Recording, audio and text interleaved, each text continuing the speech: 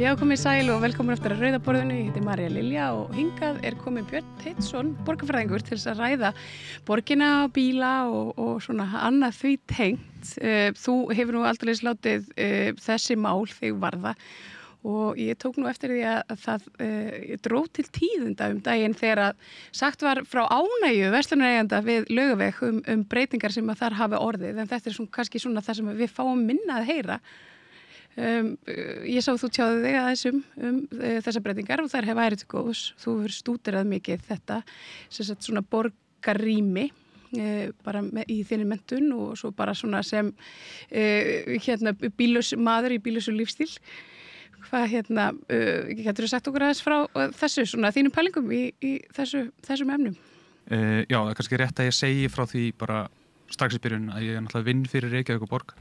Og kannski líka ég ekki bíllaus, ég á bíl en ég svona vil helst ferðast öðruvísi þegar ég get eins og ávið náttúrulega bara fjölmarga Reykvíkinga, við fyrir kannski nánar út í það síðar. Það sem þú ert að vísa í er að það var fréttaflutningur af ákveðnu verslun sem var reyndar ekki að hætta starfsemi, heldur var að flytja starfsemi frá Austurstræti og bar við því að það væri vegna bílastæðamála í miðborg Reykjavíkur.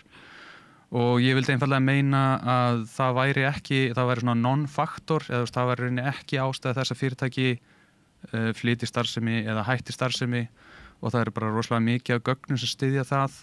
Það er kannski fyrst og fremst að öll stæði sem hafa horfið þessi meinta aðför að einkabílnum í miðborg Reykjavíkur dálítið mikill hugaburður og því að þau stæði sem hurfu með til dæmis göngugötunni, þau eru samtals undir 20-talsins, þau sem hurfu með einhverjum steypuklumpum með sögusýningum á Pósturstræti eða Austurstræti, þau eru samtals 12 eða 13 og á móti því hafa komið hátt í 1000 bílastæði undir Hafnartorgi annars vegar og undir Hörpu hins vegar.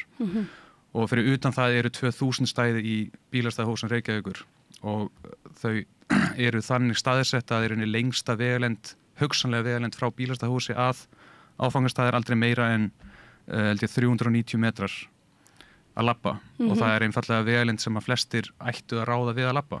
Eða það er ekki veður til dæmis eða með fötlun þá getur lagt í fatlarastæði sem eru yfirleitt staðsett þá mun nær áfangastað og fyrir utan það þá miklu þægilegra að hafa bílausar götur fyrir fatlaða til þess að ferðast heldur en að þurfa að þrönga svo út á götur þar sem er kannski bílar sem geta keyrt yfir fólk.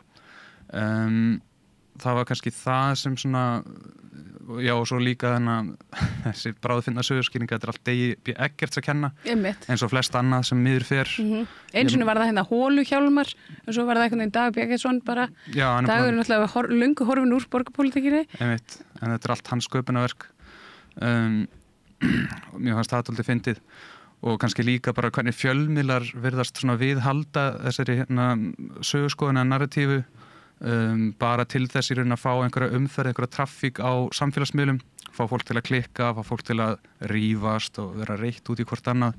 Það sýnist það að vera helsti tilgangurinn og ef við tökum sögulega einhverja svona rótgrónar verslanir sem hafa hætt í miðborg Reykjavíkur þá er það yfirleitt einhverjar aðrar ástæður sem eru fyrir því, þá er kannski eigandi eða rekstraraðili orðinn komin á aldur, langar að hætta starfsemi, hann á kannski ekki afkvæmið sem langar að taka við, hann er ekki að selja starfsemina en á yfirleitt fasteignina, selur hana á 100 milljónir plus, fer kannski eftir hvenar svo eign var seld og getur bara sáttu við sitt og lagst í helganstein. En það eru yfirleitt fjölmiðlar sem spyrja þá leiðandi spurninga, var þetta ekki eitthvað út af bílastæðamálum og þá geta alveg komið alls konar svör. En svona tölfræðilega, þá fara og yfir 1000 fyrirtæki á hausinn á hverju ári á Íslandi og það getur verið hvar sem er á landinu og það getur líka verið í einhverjum bílastæðaparadísum, það getur verið í Kringlunni eða Smáralind, það getur verið í Ármúlunum og það getur verið á Grensásvegi eins og Hans Petersen var að hætta starfsemi og bara Guð blessi minningu Hans Petersens verslunar og bara verslun sem að við Íslendingar þekkjum með vel og sérstaklega í Reykjavík. Þegar verslunum var á Bankastræti þá fór hún alltaf ekki á hausinn en hún var þarna stödd á Grensásvegi síðast og þar er nóga fríum bílastæðum samt fór hún á hausinn en það er samt ekkert fjalla það sem einhver orsök bara svona til að benda á að það ekki alveg sanngjarnt svona hvernig fjallað hérna endalok einhverju fyrirtækja. Akkurat. Þetta er svona menningarstríð sem er svona nært í gegnum, ég veit ekki, bílastæði og svo samgöngur. Það er svona annar hluti borgarskipulags er að skoða samgöngur og ég meina að þú talar að ég sagði að þú aðhyllist bílausan lífstíl en þú vilt bara hafa valið. Já, algjörlega, eins og segi, ég á bíl og mér finnst það bara fínt. Mér finnst samt eins og þessi meinta aðför, það er oft sagt að það sé verið að neyða fólki eitthvað en aðferðin er ekkert meira en svo að bílaeign hefur aldrei verið meira á Íslandi. Það hefur aldrei verið meira af svæði sem er tilengað bíl í formi umferðarmannvirkja og bílastæða. Aldrei í sögu landsins, aldrei í sögu borgarinn heldur. Borgin er líka bæta við í bara akrinum, í malbyggi, í bílastæðum. Þetta hefur áhrif mjög víða, til dæmis ef við tölum bara kostnaði, uppbyggingu húsnæðis, þá er hún kannski orðin 30-40% af öllum kostnaði við húsnæðisuppbyggingu fer bara í bílakjallara og það er einhvern veginn ekkert fjallað þetta að húsnæðisuppbygging getur verið hraðari, ódýrari sem getur skilað sér þá í vasa neytenda ef það væri ekki lagt svona mikla áherslu á bara bílastæði og bílainnviði. Tekið bara allir með nýja skrifstofu húsnæði Alþingis. Það er svona 40% heildarkostnaðar, kannski svona 4-6 milljarðar fóru bara í bílakjallara. Samt er bílakjallara við hliðina á undir gamla Alþingishúsinu sem er alltaf tómur. Mér finnst þetta að vera fréttaefni en það er einhvern veginn ekki fjallað þetta. Þetta vissi ég til dæmis ekki. En þetta finnst mér fyrst og fremst bara til að vera alveg svona leggja mínu skoðanir á borðið. Ég vil bara hafa val og ég vil að allir hafi val. Ef þú vilt keyra bíl, þá vil ég að þú keyri bíl. Það er bara ekkert mál. En eins og staðan er núna, þá er mikið af fólki og sérstaklega ungu fólki og þú verður örugglega heyrt á þér eitthvað fólk sem bjó til dæmis í Svíþjóð eða Noregi eða Danmörku eða einhvers staðar á Þýskalandi, Frakklandi, flytur til Íslands eftir nám eða svoleiðis, hafði upplifað einhvern góðan hálfan eða heilan áratug erlendis án þess að eiga bíl, samt kannski með 1 eða 2 eða 3 börn, flytt til Íslands og þá segir það við urðum að kaupa bíl, það var ekkert annað í stöðunni. Já, það var þannig á mér. Ég var neyddur til að kaupa bíl. Það var ekkert mín ákvörð, ég var bara neyddur til þess. En ég þekki engan sem hefur hætt að keyra bíl og sagði bara, já, aðferðin var svo mikil að ég neyddist bara til að hætta að keyra. Það var engin bílastæði lengur miðbænum og... Já, ég hef ekki séð þetta gerast. En ég er alveg þeirra skoðunar og ég kom kannski að því áðan bara að ef fólk hefur val, raunverulegt val þá ferðamáta sem það vil helst nota, þá eru miklu fleiri sem myndi kjósa að labba, hjóla, nota rafhjóli eða rafskútur, almenningssamgöngur, sem myndi þá þýða það að þeir sem myndu helst greiða því væru náttúrulega bílstjórar, þeir sem raunverulega vilja keyra. Og þetta er mikill fjöldi sem er á bíl en myndi helst vilja ekki vera á bíl. Þannig að göturrýmið, akstursrýmið myndi bara stóraukast leið og við bara tryggjum að þetta val, að þetta valfrelsi sé til staðar. Og þetta er eitthvað sem þú hefur skoðað og svona hvernig samgöngur fólk kýs að nota og svona óska sér eftir aldurshópum. Þetta er eitthvað svona sem að þú hefur verið að greina. Já, svo bara allar sanngirni þessi gætt var það ekki ég eða þetta er borgin, sveitarfélögin og innviðaráðuneytið framkvæma ferðavenju kannanir gera það á 2 ára fresti og ég kom þá með sendi ykkur smá glærur úr síðustu könnun sem var framkvæmt fyrir árið 2024 og þá sendi ég upplýsingar sem að eiga sérstaklega við Reykjavík og þá er bara gott að minna sig á það við erum alltaf mjakast svona í rétta átt þannig að það er alveg tilefni til að vera smá bjartsýn þó að við upplifum svona rými okkar eins og það sé allt of mikið af bílum sérstaklega við sem ef við erum á bíl þá upplifum við aldrei sterkar heldur en að við erum först í umferð eða leita bílastæði hvort sem það er ókeypis eða gjaldskyld en getum við bara fengið upp Já, ef við fáum hérna upp Það hérna með hvaða hætti ferðast þú að jafnaði til vinnu eða skóla á morgnana og þetta eru sem sagt, þeir sem hafa áhuga að rýna betur í þessar tölur, þeir einfallega íta bara á pásu og stekka hjá sér skjáin. Það sést ekkert voðalega vel en þú kannski útskýrir fyrir okkur. Já, náttúrulega líka bara þetta að googla ferðavenju könnun 2024 og þá getur smellt á heldar PDF-skjalið en þannig að sjá þess að á bíl sem bílstjóri talan komin niður í tæp 65%. Þessi tala var mjög lengi 74% sem ansi hátt og alveg lang hæsta tala sem fyrirfinnst í einhverju höfuðborg á Norðurlöndunum og eiginlega bara í Evrópu. En núna eru koncept niður í tæplega 65 heildartala yfir alla Reykjavík og fótgangandi 12,5, það var aðeins hærra, strætó 8,3, það eru svona ákveðnar demografískar ástæði fyrir þessu, mögulega, skýrist líka hækkandi tölu fólks með erlent ríkisfang sem kannski þau eru vanari því að nýta sér almenningssamgöngur. Hjólið svona stöðuri uppleið og þú segir það 5,1 hjól og svo kemur rafmagnshjól 2,6 þannig að við tökum þetta saman á 7,7% og ef við byrjum þetta saman við tölu bara frá fyrir 20 árum þá þetta rúmlega tvöföldun á hlutfalli þeirra sem fara flestra sinna ferða á reiðhjóli. Og svo þessar rafmagnsskútur náttúrulega svona nývít inn í þetta og kannski helst notuð náttúrulega yngra fólki. En maður sé náttúrulega skrifstofufólk í borgartúninu alveg Já, skjótast á milli bygginga á rafskútu. Já, heldur betur. En ef við tökum þá bara næstu, þá gaman að sjá hvernig þetta skiptist milli hverfa og þá hvað það hefur mikil áhrif að búa í rauninni í svona þéttu borgarhverfi þar sem stutt í næsta áfangastað, stutt í biðustöðar almenningssamgangna, þar sem örugt að hjóla og umferðir hægari, minna stoppbrautir, þá sér maður að miðbær og vesturbær skerst aldrei úr, þar hlutfall þeirra sem fara á bíl 43%, það enn lægra og þá hlutfall þeirra sem labba 25%. Einfaldlega því það rosalega gönguvænt í þessum hverfum. Já, í miðbæ og vesturbæ.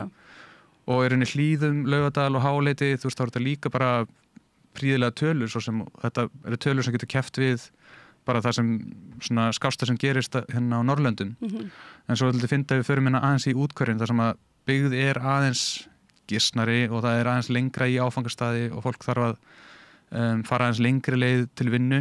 Þannig að þá voru við með, í næstu glæru voru allar með Árbæ og Grafarholt sem var, held ég, hverju sem voru flokkuð saman.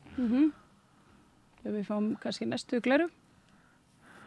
Já, og Breiðholt og þannig að sjá að hlutfall þeirra sem eru bílstjórar alveg ansi hátt og sker sér mikið frá í rauninni þessum grænu ferðamátum, þessum almenningssamgöngum og virkum ferðamátum og síðasta var Grafarvogur og og hann kannski eins og gátum búist við bara út að hann þannig staðsettur, bara endurspeglar umhverju sem Grafur í kannski fáum Grafvog og og svona Grafur og Kjalarnes en þú sér samt að hlutfalli að lækka þetta mjög jákvætt inni út í það farið en svo kannski mikilvægasta glæran var þessi síðasta sem kemur þá kannski núna og það svona hvernig væri þú helst til í að ferðast í vinnuna og þannig að sjá að það eru bara rétt rúmlega 40% sem myndu helst vilja aka allar sinna ferða hlutfalli af þeim sem myndu helst vilja ferðast öðruvísi það meiri hluti íbúa Reykjavíkur þannig að þetta ekki það mikil jaðarskoðun að vilja ferðast öðruvísi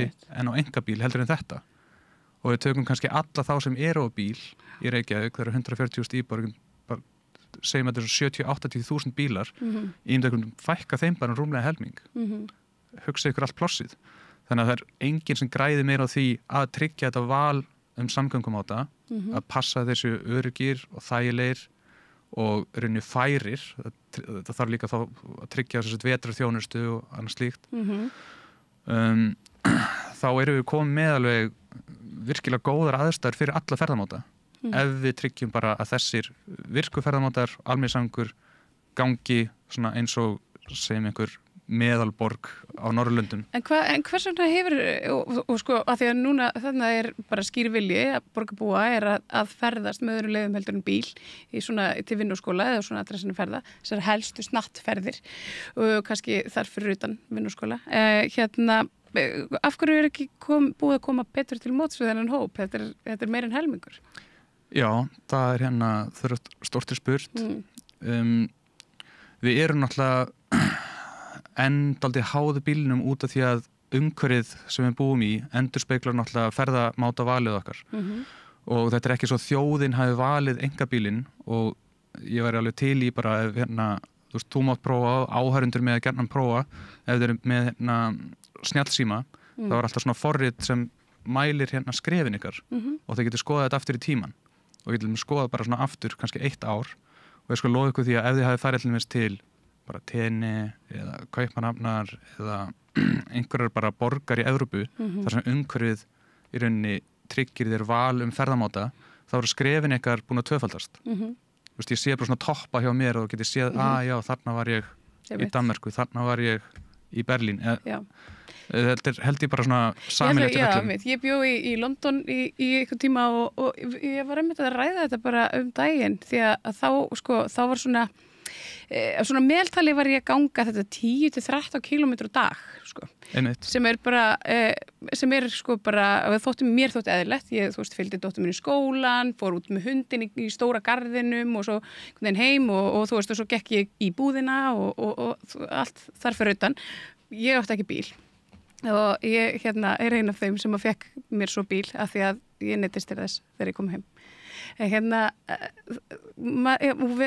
einhvern veginn alltaf að bíða eftir því að þetta verði auðveldara en það er eins og þú segir að þetta kannski endurspeglar ekki beint, umhverfið okkar það er ekki jafn mikið kaupmenn á horninu, það er ekki jafn mikið gönguleiðir en þetta er svona fyrir óþolumóða. Hvenær gerist þetta eiginlega?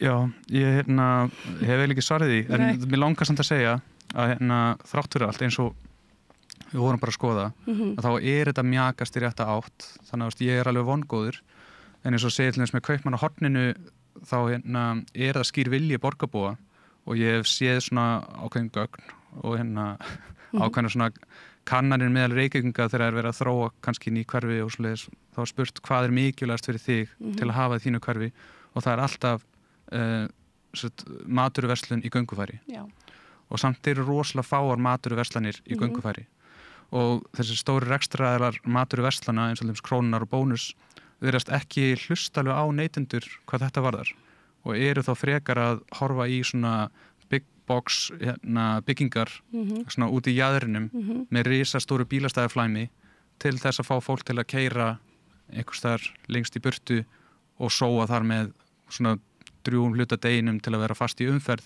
frekar en þú getur farið heim beint, lagt bílnum, labba út í búð jafnvel með börnuðinum átt það einhverja geðjastund.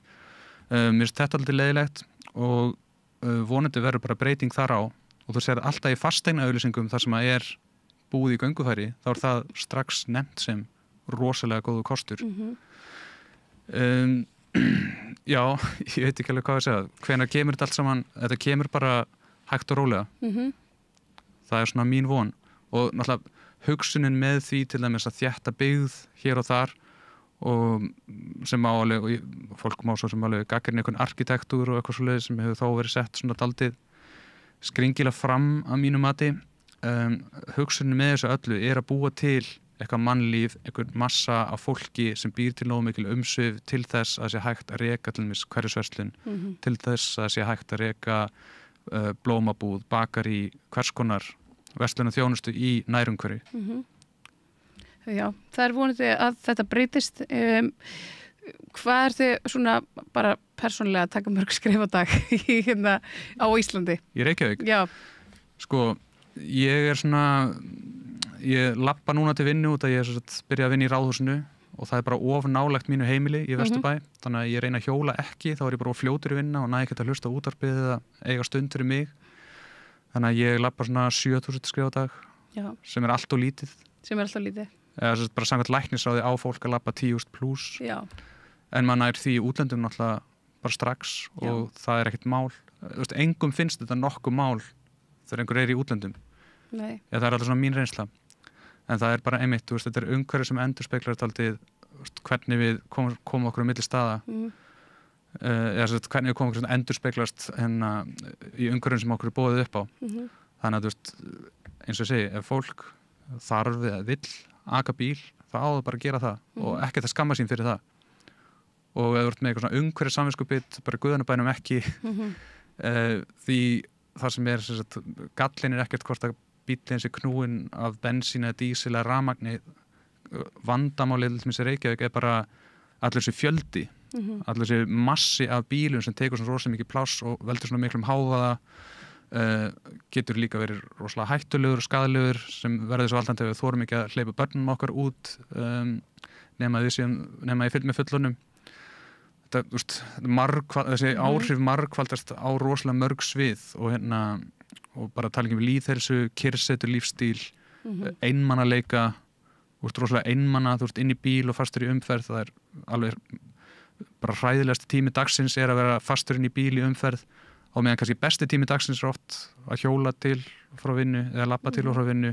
Mér finnst það að vera einn besti tími dagsins að labba í vinnuna og hlusta á morgunvaktina. Ég held að það sé alveg fleiri þar en svo eru kannski einhverjur aðrir sem bara þurfa að kynnast í. Og ég er algjörlega á því að við getum náð fleira fólki bara þannig með því að svona undirstrika hvað þetta eru mikið lífsgæði frekar heldur en að neyða fólk til einhvers. Það á ekki að neyða fólk til að gera neitt sem við vill ekki gera. Nei. Við erum, en nú bara svona rétt að lokum svona það sem að þér er svona velhefnað að þínum mati í borginni og hefur verið góð þróun. Þú ert mjög hrifin af Laugavegi. Já, mér finnst Laugavegi samtalið með að vera betri og mér finnst líka að með hlusta á ákveðin sjónamið og það er alveg hægt að gera betur til þess bara ég veit ekki, að samstilla rekstraraðilega við Laugaveginn í því að tala hann upp og fá fólk og benda á betri gönguleiðir frá bílastæði og í rauninni ekki vera sífellt að einblína á eitthvað sem er neikvætt en ef það er eitthvað neikvætt sem þarf virkilega að taka til skoðunar þá áalega að taka það til skoðunar. Borgin má ekkert í rauninni bara setja höfuð í sandinn, ekki frekar en bara almenningur eða ríkisstjórn en það finnst mér vel heppnað. Svo er rosalega mikið af einhverjum blettum í Reykjavík sem eru bara einhvers konar leyndamál, ég veit ekki, Elliðárdalurinn, reiturinn á bakvið orkuhúsið, það er svona falinn demantur, Öskjuhlíðin, Nauthólsvík sem er kannski, Hljómskálagarðurinn rosalega vannýttur eins og útisvæði þar og útigrillinn, út í útkvörðin alltaf frábær útivistarsvæði, hjólastíðurinn sem er meðfram strandlengjunni í Grafarvogi. Æðislegt. Hann er allt og lítið nýttur held ég sérstaklega fólki sem býr vestar í borginni. En það er alveg gríðarlega mikið náttúruperla á lífskeiða að hjóla þar og vera svona í návíð við hafið. Það er bara rosalega mörgu að taka og Reykjavík er bara frábær borg, hún er alltaf ung borg, það útskýrir að mörgu leyti af hverju við erum ekki komið jafn langt til dæmis og hverju borgir í Norrlöndum en eins og þetta er að mjakast í rétta átt en þá þurfum við líka að halda alltaf vel á spöðunum og tryggja þetta val og þá bara leið og við gerum það þá opnast svo mikið rými sem að mun bara bæta lífsgæði okkar rosalega mikið. Nú ég fylgist með bara, við erum bæði úr Grafarvoginum og það kannski, það er svona, ég fylgist alltaf með umræðinu þar. Nú hefur verið svona mjög hatrum deila, hún er allavega svona eins og hún kemur fram í fjölmiðlum á milli Grafarvogsbúa, svona einhvers ákveðins hóps og borgarinnar sem vill fara að þétta byggð í Grafarvogi. Hefur þú fylgst eitthvað með þessu? Já, óneitanlega hef ég fylgst eitthvað með þessu. Bæði sem náttúrulega fyrir Grafarvogsbúi og sem starfsmaður borgarinnar og var líka var aðeins fyrir einn starfshóp við endurskoðun tillagna þéttingareiti í Grafarvogi og ég var ekki nógu mikið inn í upphaflegu tillögunum en það var náttúrulega mikil reiði eftir að þær birtust og ég held að stærstu mistökin í öllu þessu máli var að fá ekki íbúaráðin með allt frá byrjun. Það var ekki gert, heldur var held yfir einhvern tillögum sem þau aldrei séð áður og þá skilja alveg að þær geta verið mikið áfall. Ég þekki hins vegar þannig að endurskoðu tillögunum nokkuð vel og mér finnst þær rosalega hóflegar og fallegar og til þess fallnar að bara bæta í rauninni rosalega stóra búta af umhverfinu í Grafarvogi og rauninni bara bjóða fólki þá meira inn á einhverja græna reiti sem eru ekki í notkun eins og er. Á samanskapi vil ég líka alveg hlusta á íbúana og þannig er rauninni skipulagsferlið að það á að vera í rauninni lýðræðislegt ferli og athugasemdum á að taka alvarlega. Finnst að það eru ákveðnir reitir sem eru inn í þá alskipulagi sem munu til að verða veruleika, annað þá ekki, en ég bara vonast þess að náast sátt þetta og og Gráspor, Reykvíkingar allir geti rauninni Þannig að njóta þess hvað grafórin frábær. Já, það nefnilega ásalegur. Mér finnst að Gráspor þurfi alls ekki að óttast neitt. Geta bara stoltir af sínu hverfi og ætti að vera stoltir að fá og bjóða velkomna nýja íbúa. Það er alveg rými til þess sína alla greiningar og til þess að nýta þá innviði sem vel til staðar í hverfinu. Gott fyrir Fjölni, fá nýja iðkendur, komast aftur í efstöld í öllum íþróttum. Það var mikið ánægjuefni. Það væri mikið ánægjuefni. Já, og kannski bara búið til ekstra grundvall fyrir Foldarskálan aftur og svona þessa helstu staði úr okkar æsku sem okkur þykir væntum. Já, sem okkur þykir væntum. Það er rétt. Björn Teitsson, þakka þér kærlega fyrir að koma og svona aðeins ég bara svona einhvern veginn á handarhlupum fara yfir þetta helsta í borgarmálunum, þéttingu og svo bara samgöngur. Það var bara draumur að fá þig. Og á þessum nótum þá ætlum við að slá botnin í þátt kvöldsins. Ég þakka ykkur öllum sem áhlýttuð og horfðuð og fylgdust með umræðinu hér við Rauðaborðið í kvöld. Útsendingastjóranum okkar Pétri Fjellsteð og Laufeyju Lyngdal þakka ég fyrir að setja okkur út í loftið svo að þið sjáuð okkur öll. Samstarfsfólki mínu og auðvitað öllum góðum gestum. Ég minni ykkur einnig á að á samstöðum.is hægt að gerast áskrifandi af samstöðinni. Með litlum styrk getur þú hjálpað okkur að halda áfram þessu skemmtilega og góða verkefni gangandi hér, bara vonandi sér lengst. Ég þakka fyrir kvöld og góða nótt. Segðu það á samstöðinni. Samstöðin í eigu hlustenda, áhorfenda og lesenda. Sláist í hópinn og gerist áskrifendur.